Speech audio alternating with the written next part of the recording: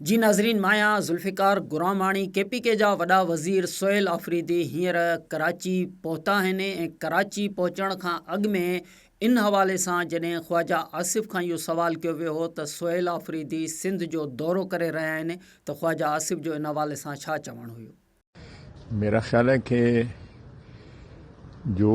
इस वक्त खलफशार है खुसूसन दहशतगर्दी के हवाले से KP में, बजाय दूसरे सूबों के दौरा करने के लिए वो अपने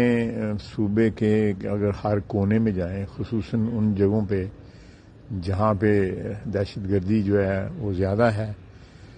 ताकि लोगों को एहसास होए कि हमारी कोई लीडरशिप है, हमारा कोई वज़ीर आला है, हमारे दुख दर्द का साथी है।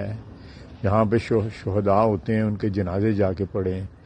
अगर जनाजा नहीं पढ़ते तो कम से कम उनका जाकर कोई पुरसा दें, कोई वहाँ पे फातिहा कहें, लोगों को पता लगे कि ये शोहदा के साथ जो है यकजहती कर रहे हैं, ये शोहदा के साथ जो है जो हमारी जंग जो इस वक्त दहशतगर्दी के ख़िलाफ़ है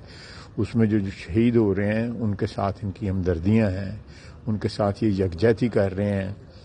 तो मैं नहीं समझता कि किसी भी सियासी वर्कर को अपनी कॉन्स्टिट्यूंसी जो उसका सूबा हो वो छोड़ के दूसरे सूबों में जाके रंगबाजी करने से कोई शहीदों के साथ यकजहती जो है उसका इजहार नहीं होता और दहशतगर्दी के ख़िलाफ़ जो है आप सीना सफ़र नहीं होते और एक फ्रीक नहीं बनते। सबसे ज़्यादा जो अफसोसनाक बात है कि लीडरशिप जो है PTI की तमाम और खुसूसन सरहद की KP की जो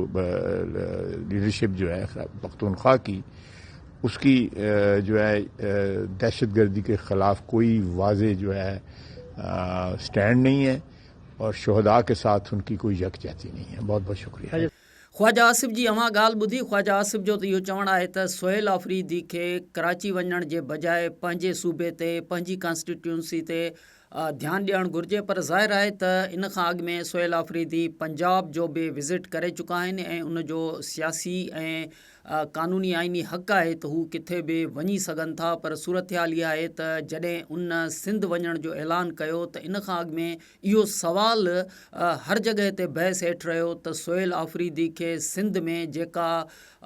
वेलकम उनखे कयो वेंदो या उनखे वेलकम न कयो वेंदो, बिल्कुलु ईअं जीअं पंजाब में उन जे दौरे दौरान जेका सूरत हाल पैदा थी, यानी उते उन्हनि इन क़िस्म जी दावा बि कई त असांखे न रुॻो रोकियो वियो पर सूबे जे अंदरि या ख़ासि तौर ते लाहौर जे अंदरि कर्फ्यू लागू कयो वियो। इन हवाले सां तहरीक इंसाफ़ जो इहो चवणु हो त इन क़िस्म जी सूरत हाल पैदा कई वई। पंजाब हुकूमत बहरहाल इन ॻाल्हि खां इनकारी आहे, पर सिंध हुकूमत जे हवाले सां जेका सूरत हाल साम्हूं आई आहे त सिंध हुकूमत न रुॻो सोहेल आफ़रीदी जे दौरे खे वेलकम कयो आहे, पर हींअर उहे ख़बरूं बि आहिनि त सोहेल आफ़रीदी जॾहिं सिंध पहुचंदा त वज़ीर आला सिंध मुराद अली शाह साहब सां उन्हनि जी मुलाक़ात बि न रुॻो मुतवक़ आहे, पर हाणे त सूरत हाल इहा नज़र अचे थी त उहा मुलाक़ात शायदि फाइनल बि थी चुकी आहे। न रुॻो इहो,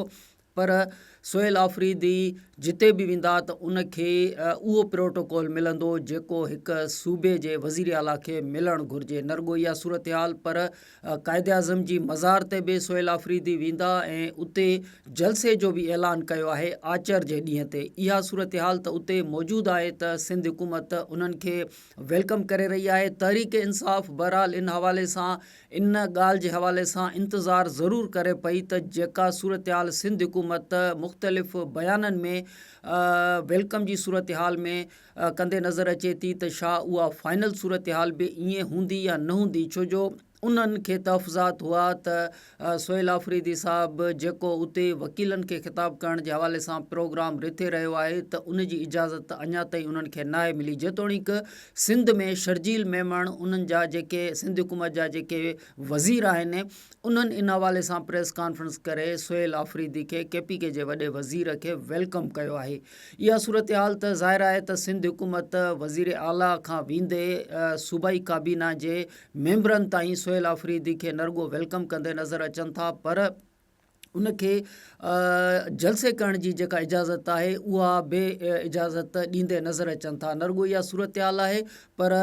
सुहेल आफ़रीदी कराची खां अलावा हैदराबाद बि वेंदा ऐं हैदराबाद में सिंध यूनाइटेड पार्टी जा जेके अॻुवान आहिनि ज़ैन शाह साहब उन्हनि बि इन हवाले सां जेको आदर भाव करण जो प्रोग्राम रिथियो आहे। त हीअ जेका सूरत हाल आहे हिन सूरत हाल जे अंदरि बेज़ाहिर ईअं लॻे थो त सिंध जे अंदरि पीपुल्स पार्टी हुजे, क़ौम परस्त हुजनि या वरी PTI हुजे, उहा असांखे इन मामले ते हिकु पेज ते नज़र अचे थी त सुहेल आफ़रीदी खे सिंध जे अंदरि विज़िट करणु घुरिजे। उनजो आइनी क़ानूनी हक़ आहे ऐं उन हवाले सां जेको फ़र्क़ु असांखे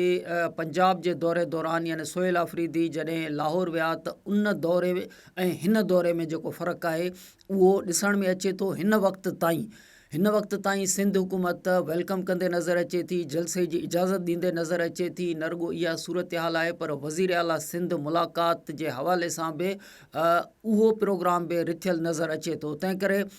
सुहेल आफ़रीदी जे हिन दौरे दौरान जेका सूरत हाल आहे उन सूरत हाल खे मुस्बित सूरत हाल ई चई सघिजे थो, जेतोणीकि इन हवाले सां तहफ़ुज़ात वारी सूरत हाल जेका आहे मरकज़ी सतह ते PTI इन ॻाल्हि जो इंतज़ारु करे रही आहे त सुहेल आफ़रीदी जॾहिं इहो पंहिंजो सिंध जो दौरो मुकमल करे वापसि ईंदा त समूरा प्रोग्राम उनजा पूरा थींदा त उनखां पोइ का ॻाल्हि करे सघिजे थी। पर जेका सिंध हुकूमत या सिंध जी PTI जो जेको चैप्टर आहे या क़यादत आहे हलीमा दिल शेख साहब वारा, उहे इन सॼे मामले में असांखे मुस्बित नज़र अचनि था। सिंध हुकूमत ऐं PTI जी जेका सिंध हुकूमत जी क़यादत आहे उहा सेम पेज ते नज़र अचे थी ऐं सभु जो सभु सुहेल आफ़रीदी खे भलीकार कंदे नज़र अचनि था।